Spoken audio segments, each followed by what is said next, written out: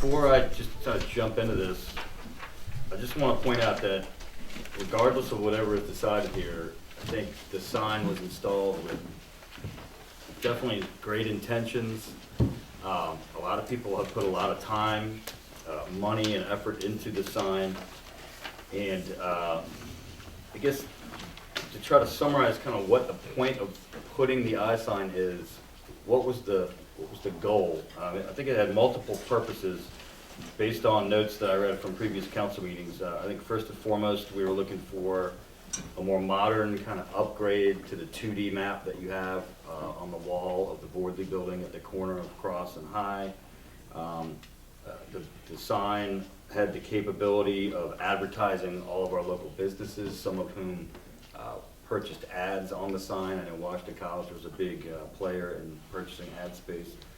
The sign was designed in part to help people find their way from the corner to other businesses.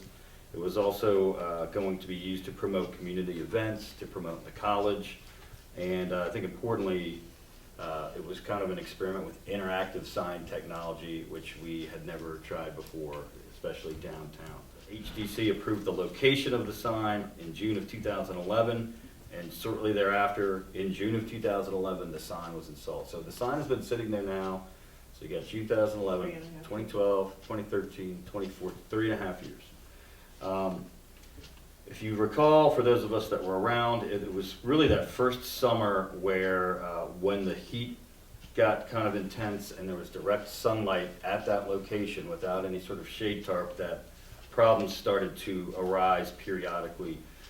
One of the issues was that initially the idea was that the sign would tap into the town's Wi-Fi, and for whatever reason, I'm still not totally clear on why, but it just wasn't a great connection, so that when people would touch a button that relied on internet connectivity, they would have like a 15-20 second delay, and that doesn't take long before you kind of lose that person's interest and they would move on. Ultimately, they wired a landline connection into the Bordley Center, which ameliorated that problem significantly. There were also issues with just glare on the screen, so that the screen was sometimes very difficult to read, even though it might have been functioning well, especially at the height of the sun. There were fogging issues where the heat and the humidity just created a situation where there was fogging and condensation inside the screen. And then there were just issues with the screen itself where sometimes the buttons weren't as sensitive as maybe they could have been or should have been. Long and short of it is, in March of 2013, the contract with the provider that had all the software, iSignLogic, was terminated. The provider subsequently removed his proprietary software out of the machine, and it's basically sat with a blank screen since approximately that time. So now we're at February of 2014, so it's been 2015, thank you. It's basically been about 2 years that the sign has been sitting there with the blank screen. So why did I feel like I needed to get involved? Basically, it seemed like nobody was really going to make any decisions quickly, so a lot of people have been complaining to me about the sign, and if that's going to be the case, I feel compelled to take action and tell our citizens what is going to happen.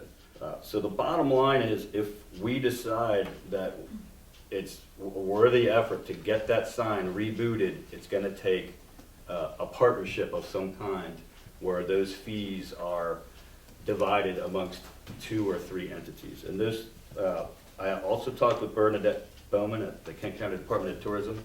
I think it's fair to say she's still a pretty strong advocate for the sign. And I asked her point blank, look, you know, if we're going to have taxpayer money involved, I need to know, is the county going to be able or willing to help defray these costs if the council thinks it's a good idea to spend the money?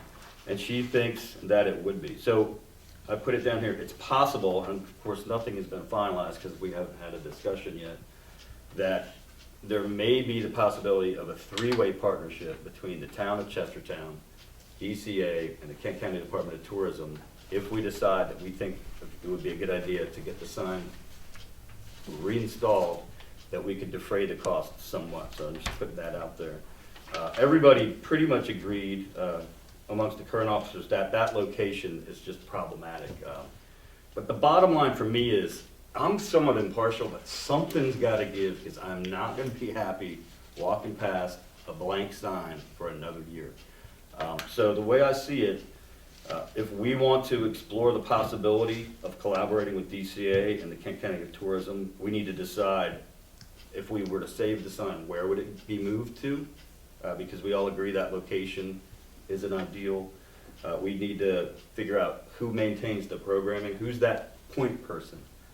And then obviously we need to have very solid financial arrangements, not just for getting it back up, but what does it look like in year 2, in year 3, in year 4? The issue is, what is the device? And the device is exactly what Sam just described, except it's bigger. It's bigger. And it's also very specifically designed to, after you get the visitor here, it's directing the visitor where we want the visitor to go. We have some control over that by the way that the software works and the information that we load onto it.